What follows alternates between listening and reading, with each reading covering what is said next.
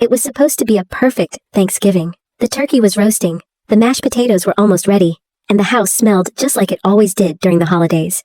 But everything changed when my sister Sam leaned in close to me and whispered, "Pack your bags before they find out." I stopped stirring the pot. My heart skipped a beat. I looked at her, trying to figure out if she was serious. "Already done," I whispered back. "My name is Megan Carter, and what happened that day is something I'll never forget." Thanksgiving was always a big deal in our family. My mom, Debbie, was the one who ran the show every year. She made the dinner, set the table, and made sure everything was perfect. It felt like a huge deal just to be in the same room, watching her work her magic in the kitchen. Every year, I tried to help, but it never felt like enough. This year, though, I wanted to do it all myself. I decided I would host the Thanksgiving dinner. I wanted to prove to everyone, but mostly to myself, that I could handle it. I wanted to show my family that I could make a meal just as good as Mom. I had been up since early in the morning, running around the kitchen, making sure everything was just right. But the longer I worked, the more nervous I became. The pressure was building, and I could feel the weight of it on my shoulder. Then, there was Sam. She arrived late, as usual, and walked right into the kitchen like she owned the place. Sam is 3 years older than me, and I've always felt like she's the one who takes over whenever we're all together. She's loud, confident, and everyone listens when she speaks. That's why I was trying to do everything myself this year. I wanted to prove I could handle it, but of course, Sam wasn't about to just let me take charge. I kept stirring the mashed potatoes, pretending I didn't notice her standing behind me, watching. "Do you need help?" she asked, already reaching for the silverware. "No, I've got it," I said, trying to sound casual, but I could hear the edge in my voice. "Are you sure?" Sam asked again, but there was a hint of something else in her voice, something I couldn't quite place. I didn't respond. I focused on the pot in front of me, trying to steady my nerves. The last thing I wanted was her criticism. Then, as I was about to check the turkey, I felt her step closer. That's when she whispered, "Pack your bags before they find out." I froze. My hand stopped mid-motion, the spoon still in the air. I couldn't believe what I had just heard. My heart raced. What does she mean? What was going on? I glanced at her, trying to read her face, but Sam was looking away like nothing was wrong. "Already done," I replied, my voice barely a whisper. It was like I had already known exactly what she was talking about. I had packed a bag that morning, just in case everything went wrong. But I had no idea that the Thanksgiving dinner was going to lead to something this big. It was like Sam had read my mind. Something was about to happen, and I didn't know if I was ready for it. But for the first time that day, I felt like I was in control. Something was coming, and I was ready for whatever it was. The moment Sam whispered those words, I could feel my heart racing. "Pack your bags before they find out." I had been so focused on making everything perfect for Thanksgiving dinner that I hadn't noticed anything unusual, but the tension in Sam's voice and the urgency in her words made my stomach tighten with unease. I looked at her, trying to figure out what was happening, but her expression remained unreadable. "Sam, what do you mean?" I asked, my voice low, trying not to give away the panic creeping up inside me. "What's going on?" Sam paused, her eyes darting toward the hallway, then back to me. She leaned in a little closer, her voice barely above a whisper. "You don't have much time, Meg. They're going to find out, and if they do, it'll be too late." I felt a chill run down my spine. Sam wasn't her usual self. She was always the confident one, the one who made everyone laugh and kept things light, especially during stressful family events.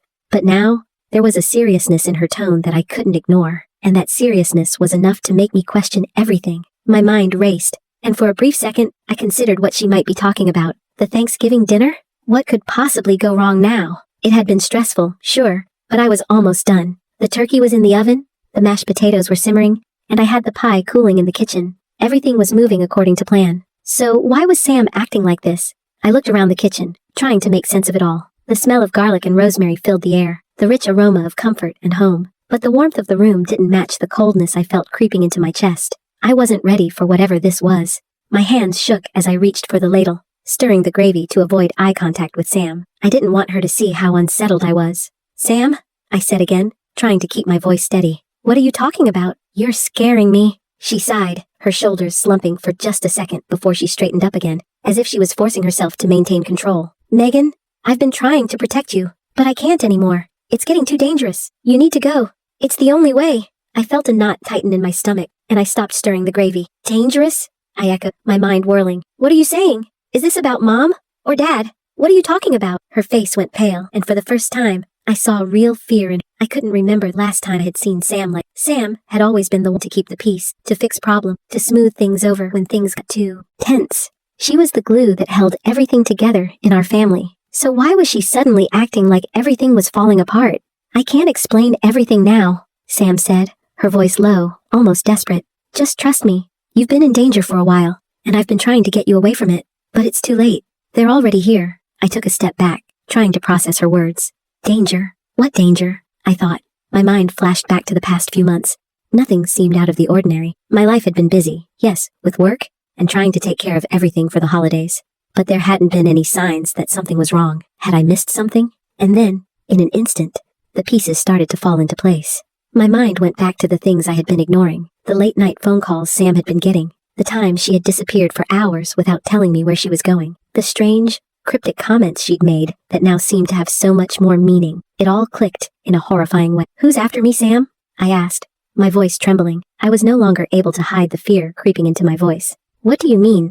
They're already here." Sam's eyes flickered toward the front door, and I followed her gaze, trying to see what she was looking at. But there was nothing unusual, just the usual quiet of a suburban Thanksgiving afternoon. No one was standing outside, no strange cars parked on the street. Yet, in that moment, I felt a sense of impending doom that I couldn't shake. "It's too late to explain everything now," Sam whispered, taking my arm and pulling me toward the hallway. "We need to go. They'll be here soon. Trust me, Meg. Pack your bags. You can't stay here anymore. It's not safe." My mind was spinning. I could hear the laughter and voices of the family in the other rooms, Mom and Dad, my cousins, my aunt and uncle, all waiting for dinner. The thought of just leaving them all behind, walking out of this house without explanation, felt impossible. But Sam's expression, the fear in her eyes, told me that this wasn't just some family drama. Something serious was happening, and I had no choice but to trust her. "Are you sure?" I asked, my voice barely above a whisper. Sam didn't answer right away. She just nodded. "I'm sure. It's the only way. I'll explain everything later. But for now, you have to trust me. I don't want anything to happen to you." Her words echoed in my mind.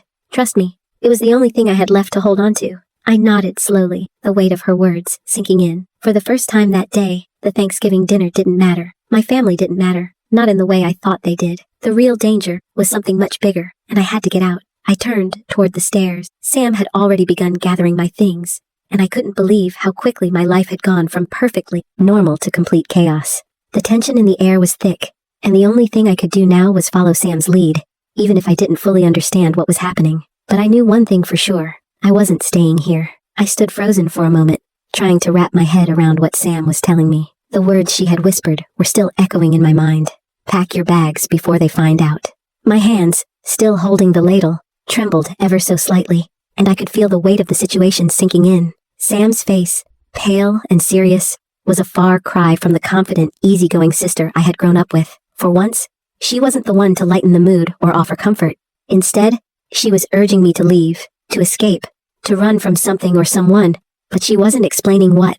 I could feel the kitchen closing in on me, the smell of the half-burned turkey and overcooked potatoes mixing with the rising panic in my chest. I thought about the family in the other room, all waiting for dinner, all unaware of the danger Sam was so desperately warning me about. Everything I had worked for that day, the perfect Thanksgiving, the dinner I was supposed to be proud of, the family gathering, seemed so insignificant in that moment. The illusion of control that I had been clinging to shattered in an instant. "Megan, we don't have time." Sam's voice broke through my thoughts, sharp and urgent. "They're already here, or they're close. If we wait too long, it'll be too late." I glanced at the door. Nothing seemed out of place, yet everything felt wrong. The weight of her words made my heart race. Who was after me? Why didn't I know about it until now? I thought about the years I had spent with Sam, and how she always seemed to know what was going on, especially when it came to our family. Sam was the type of person who didn't keep secrets, or so I thought. But now, it was clear that she had been hiding something huge from me, something dangerous. "Sam, what are you talking about? Who's after me?" I could feel the panic rising in my chest. The kitchen, the dinner, the entire day felt irrelevant now. It was like everything I thought I knew about my life was unraveling before my eyes. Sam shook her head, taking a step closer. "I can't explain everything now. Just trust me. I've been trying to protect you for months, and now it's too late. You need to leave. It's the only way." The calm certainty in her voice made my chest tighten. I had never heard Sam sound so frightened, and that scared me more than anything. The sister I knew didn't scare easily. The fact that she was scared meant that something big was going on, something I hadn't even begun to understand. I stood there, my mind racing, but I could feel the pull of reality settling in. The clock was ticking, and I had to make a decision. Sam's words were clear. If I didn't leave now, it could be too late. What could be so urgent, so terrifying, that she was willing to disrupt everything? Thanksgiving was supposed to be a time to relax, to be with family, to enjoy a good meal, but that wasn't what was happening anymore. "Are you sure about this?" I asked her, my voice shaky. The doubt crept in. I can't just leave. What about Mom? What about everyone else? I've thought about that, Sam said, her voice softer now. They won't understand, but they'll be okay. You need to go now. Don't tell them anything. Just go. For the first time, I felt a shift in the air. A shift that made me realize the truth of her words. I had no idea what was really going on, but it didn't matter. My family's approval didn't matter anymore. What mattered was my safety, and if Sam was willing to risk everything to help me escape, I had no choice but to trust her. I nodded slowly, though my heart was pounding. Okay, I'll go. Sam didn't say anything at first. She just grabbed my coat from the back of the chair and handed it to me. The sudden action brought me back to the present, and I realized she had already started packing a bag for me. Small things, essentials. Her movements were quick, almost practiced, as if she had done this before. I looked at her, confused and scared. She wasn't telling me everything, but I knew she was doing everything in her power to help me. Do you have everything? She asked, not looking at me as she zipped up the bag. I nodded, feeling like I was in a dream, as if none of this was real. I glanced toward the hallway, where I could hear the murmur of voices. My family, the guests. They had no idea what was happening. My mom, my dad, my cousins. They were all waiting for the dinner to start, and yet none of it mattered. It felt like a distant memory now, like something that had no place in my life. And Sam, I started, my voice thick with uncertainty. What if I can't go through with this? What if... You're not alone, Sam interrupted, her voice firm, reassuring. I'm with you. I've got your back, no matter what. We're doing this together. I took a deep breath. My sister's words were all I had left in that moment. It wasn't much, but it was enough. If Sam was willing to risk everything to help me, then I had no choice but to go. I picked up the bag, the weight of it heavy in my hands. But it was nothing compared to the weight of the decision I had just made. As Sam led me toward the back door, I took one last look at the kitchen, the turkey still roasting in the oven, the mashed potatoes waiting to be served. It all seemed so trivial now. I could hear the clink of silverware and laughter from the living room, and I felt a pang of guilt. But there was no time for guilt. There was only time to leave. Sam opened the back door and motioned for me to go. I stepped outside, and as the cold air hit my face, I realized that the rest of my life was about to change. There was no turning back now. The cold air hit me like a slap as I stepped outside. Sam followed closely behind, her hand firmly on my back, urging me to move faster. I could hear the faint hum of voices and laughter coming from the house, unaware of the chaos that was unfolding just outside. My heart raced as I walked down the steps, my mind swirling with confusion. This wasn't how Thanksgiving was supposed to go. There were supposed to be smiles, family hugs, and a perfectly roasted turkey. But instead, I was leaving everything behind without a single explanation. Where are we going? I asked, my voice trembling. I hadn't realized how much I was relying on Sam to guide me through this. The uncertainty was suffocating, but I tried to ignore the fear creeping up my spine. Sam, as always, seemed to have it all together. Her pace didn't falter, even as I struggled to keep up. We're going to my place for now, Sam replied, her tone clipped but calm. We need to lay low, just for a little while. I'll explain everything when we're safe. Safe? The word echoed in my mind, and I couldn't help but wonder what it really meant. Safe from what? From who? I had no idea. Sam hadn't given me any real answers, just cryptic warnings and vague reassurances that only seemed to make everything worse. And the worst part? I didn't even know what I was running from. As we reached the end of the driveway, I heard a car engine start up in the distance, followed by the sound of tires crunching against gravel. My head snapped up, and for the first time since this whole nightmare started, I felt a jolt of panic. Sam, what's going on? I asked, my voice rising. Who's after me? What's happening? She turned to me quickly, her eyes wide with urgency. Just keep walking. We don't have time to explain right now. Just keep walking, and don't look back. Her voice was stern, leaving no room for argument. I nodded silently, even though my heart was pounding in my chest. Every step I took felt heavier, as if I was walking through a fog that only grew thicker with each passing moment. What was Sam hiding? Why had she kept me in the dark about everything? The car that had been idling on the gravel driveway sped past us, and I could see its headlights fading into the distance. My breath caught in my throat. Was that who Sam had been warning me about? My stomach dropped at the thought of someone being out there, watching us. Sam, please? I started, but she cut me off. Not now, Meg, she said, her voice softer this time, but still filled with an edge of panic. You need to trust me. I'm doing this to protect you. I wanted to scream at her for answers, to ask her why she hadn't told me any of this sooner. How could she expect me to just follow her, to leave everything behind, without knowing why? But something in her eyes told me that I had no choice. She wasn't just leading me away from the dinner table. She was leading me away from something much bigger, something I wasn't prepared for. We made our way down the street, the silence between us growing heavier with every step. The warmth of the house, the familiar smells of Thanksgiving dinner, and the laughter of my family, All felt like a lifetime ago. Now, it was just the cold street, and the sound of my heart beating too fast in my chest. What was I running from? Why did I feel like I was in a race against time? Just as we reached the end of the block, a car pulled up beside us, its headlights blinding us for a moment. I froze, panic surging through my veins. The car came to a stop, and I instinctively stepped closer to Sam. The passenger window rolled down, and a man's face appeared in the dim light. I didn't recognize him, but the look in his eyes sent a chill down my spine. He was tall, with a dark jacket and a serious expression. I could see his breath fogging in the cold air, and his gaze flicked over to Sam before settling on me. "You're making a mistake," the man said in a low, measured voice. "You know that, don't you?" I felt my legs go weak. I wanted to turn and run, but something told me Sam was ready for this moment. She didn't flinch or back away. Instead, she took a step forward, standing between me and the car. "You don't know who you're dealing with," Sam said, her voice steady but carrying an edge I hadn't heard before. "We're not afraid of you anymore." The man's eyes flickered with something that looked like surprise, but it was quickly replaced by a cold smile. "You really think you can just walk away from this?" he asked. "You think you can escape from all of this?" Sam's jaw tightened. "I'm not running from anything.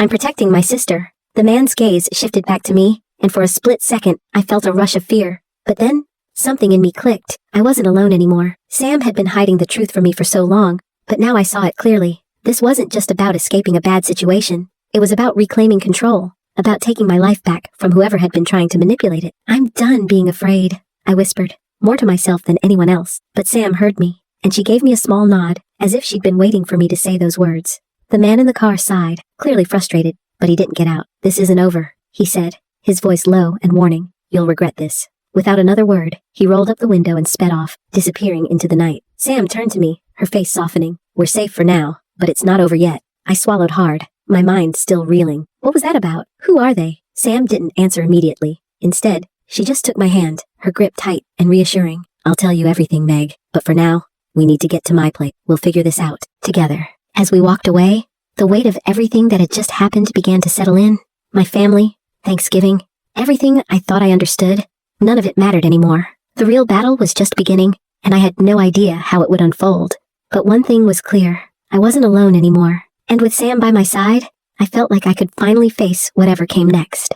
We made it to Sam's apartment, the quiet refuge that was supposed to be a temporary stop, but somehow felt like the only place I could breathe. The night was cold, and the streetlights cast long shadows as we hurried inside. Sam locked the door behind us, and for the first time that evening, I allowed myself to breathe a little easier. The adrenaline that had been coursing through my body began to fade, replaced by an overwhelming mix of exhaustion and confusion. Sam led me to the couch, and I sank down, feeling the weight of everything hit me all at once. My hands were still shaking, and I could feel the anxiety gripping me. The Thanksgiving dinner, the family gathering, the life I had known, none of it seemed to matter now. All of that had been swept away by something I still didn't fully understand. Sam sat down beside me, her face grim but steady. "I know you're confused, Meg. You have every right to be. I should have told you everything sooner, but I was trying to protect you." I turned to her, my voice unsteady. "Protect me from what, Sam? From who? You've been keeping something from me for so long, and now I'm just supposed to trust that you know what you're doing?" She looked down for a moment, her fingers nervously twisting the edge of her sweater. "I know it seems like a lot to take in, but you need to know that everything I've done has been to keep you safe. I've been trying to get you out of this for months, but I didn't want to scare you until I knew it was time." I shook my head, the confusion still thick in my chest. "I don't understand. What's really going on, Sam? Who are those people? Why were they after me? Why didn't you tell me?" Sam took a deep breath, and for the first time, she met my eyes with complete honesty. "It's a long story, but I'll give you the short version. You remember Jason, right? My ex-boyfriend? Well, it turns out, he wasn't just some guy I dated for a while. He's been involved in some really dangerous stuff, Meg. And when you started dating him, you got dragged into it too." The words hit me like a punch to the gut. Jason, the guy I had been seeing casually for the past few months. The guy who had seemed harmless enough, charming even, always making me feel like I was the only one who mattered. But now, everything I thought I knew about him felt like a lie. "You knew this about him, didn't you?" I asked, my voice shaking with the realization. "You knew who he was?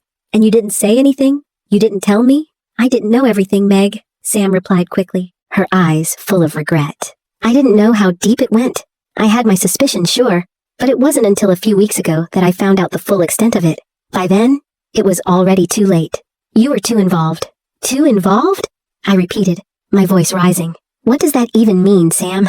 I barely knew him. Sam interrupted me, her voice firm. It's not about how much you knew. It's about who he is, who he's connected to. There are people in this world who don't care about boundaries, who use manipulation and fear to control others. Jason was their link to you, Meg. They've been watching you, and they don't stop until they get what they want. My breath caught in my throat.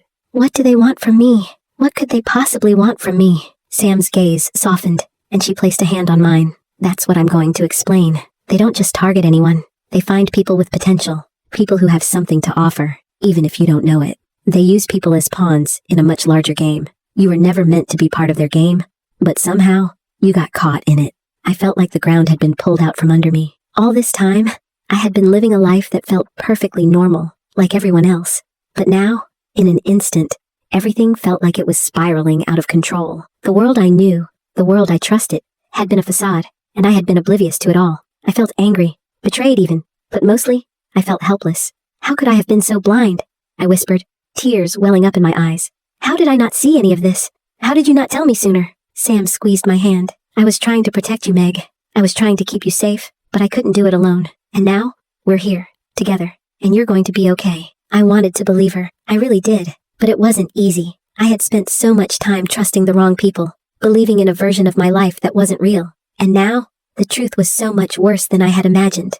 I had to accept that I had been living in a lie, and that everything I had known had been tainted by forces I didn't understand. But despite all of that, there was something in Sam's eyes that made me feel like there was still hope. She had always been my protector, the one person in my life who never left my side. Even when things got complicated, even when I didn't understand her choices, Sam was always there. And now, she was here again, helping me pick up the pieces of my shattered reality. I'm not going to let them win, I said quietly, my voice stronger than it had been in the past few hours.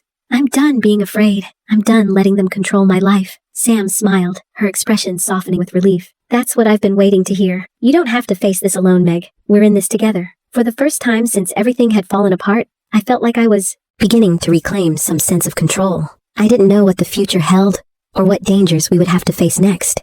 But in that moment, sitting next to my sister in her apartment, I knew one thing for sure. I wasn't going to let fear rule my life anymore. Together, Sam and I would figure this out. And whatever came next, we would face it head on.